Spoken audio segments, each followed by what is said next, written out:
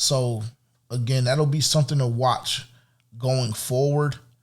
And we'll see how it plays out, man. It's still really, really early. I was on Clubhouse the other day, man, and we'll get into it because, listen, the way Golden State is, matter of fact, let's just go there right now. Now, I'm going a little off.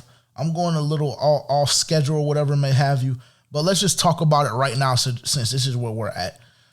It's undeniable, really, what Golden State is currently doing. It is.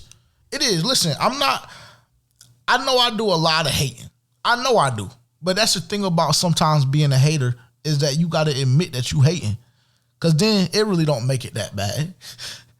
The problem with hating is when you can't acknowledge that you hating. I be hating on Golden State, bro. I don't like them. I don't rock with them.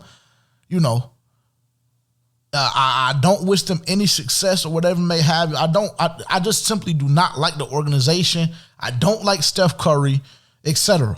Honestly, and I know that. I can be honest. I'm a hater. It's fine. Because I can admit when I'm hating. But in that same breath, I mean, the way they're playing right now is just absolutely phenomenal, man. Listen, 13-2. And that's what I was telling people on Clubhouse to circle back to that point. Talking to people on Clubhouse, and they already done crown Golden State. And I'm just like, bro, y'all realize that we're 13, 14, 15 games in the season, right?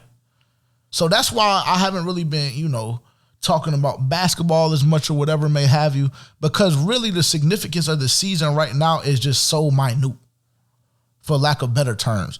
It really is. But what Golden State is doing with the roster that they've accumulated, so to speak,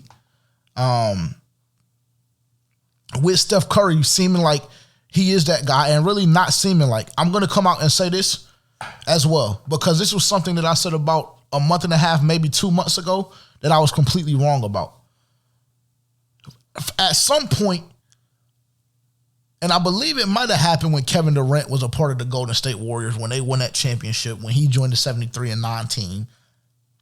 At some point, what a lot of us did in the NBA community, and I say us because I was one of the ones, at some point what we did was we automatically put Kevin Durant as the best player in the world. And again, I was guilty of it about a month and a half, 2 months ago. I came in here and I said, KD was starting to rub off on me. I felt like he was the best player in the NBA. But for some reason, and again, I'm guilty of this as well. For some reason, Steph Curry was never even a thought. Steph Curry was always, for me, he was top 5, but he was never at that level. At this point, you just simply can't say that. You can't. Steph Curry this year, let's take a look at his stats. 29.5, 6 rebounds, and 6 assists. 29.5 points per game, 6 rebounds per game, and 6.5 assists per game. That to me is really there's nothing else that you can say besides he's playing God level basketball. He hit 9 threes again last night, which I think in his career, he's done it like 39 times. It's just unfathomable, really. And it really makes me sick that I even have to come in here and acknowledge what he's doing this way, but it has to be talked about. It does, because, again, I was one of the ones that automatically skipped him and put Kevin Durant on that level. Don't get me wrong, Kevin Durant is still a walking bucket. Kevin Durant is still one of the best players in the league. But if we're looking at the facts and we're looking on a day-to-day basis, night in, night out, if we're looking at all the big games, if we're looking at the roster that both of these teams have and who's doing more with less, the simple fact of the matter is that Steph Curry, and this just pains me to say, I feel my stomach bubbling already. Honestly, it pains me to say. Simple fact of the matter is, with LeBron being in year 19, with him being hurt the past 3 years, with Kevin Durant getting blasted in his head by Steph Curry a couple nights ago, You know, with Luka Doncic playing as well as he's been playing, but him having the ball 85 to 90% of the offensive possession every time they go down the court, I have to, you know, disregard him to a certain degree.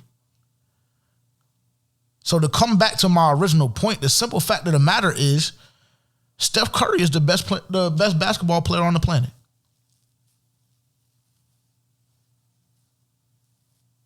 He is.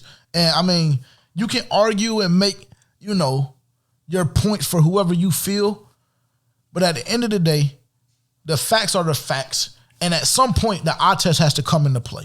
At some point, it can't just be about the body of work. And I think that for me personally, because I'm a LeBron fan, I know at points when I'm arguing certain things, you know, I look at his body of work as a whole, and I make the argument for LeBron still being the best player in the NBA, you know. But if we're talking about right now, currently this season, if somebody came over here or somebody started watching basketball and knew nothing about basketball and they asked you who's the best player in the NBA right now, who's the greatest player in the world, I think you would be dumb as hell to not say Steph Curry.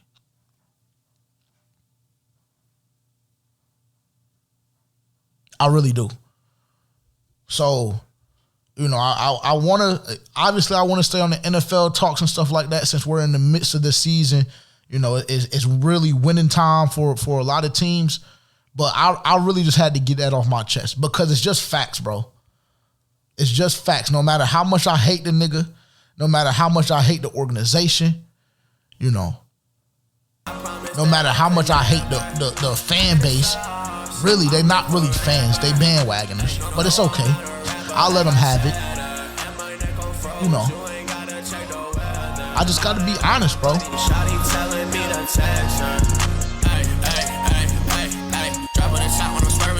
Shawty come kick it, she bringin' the friends. Whoa, that nigga hot now. My niggas be getting the guap now.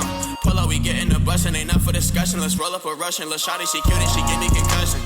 Young Mason, he told me to run it. Hey, I'm like, hold up. I'm flexing, they say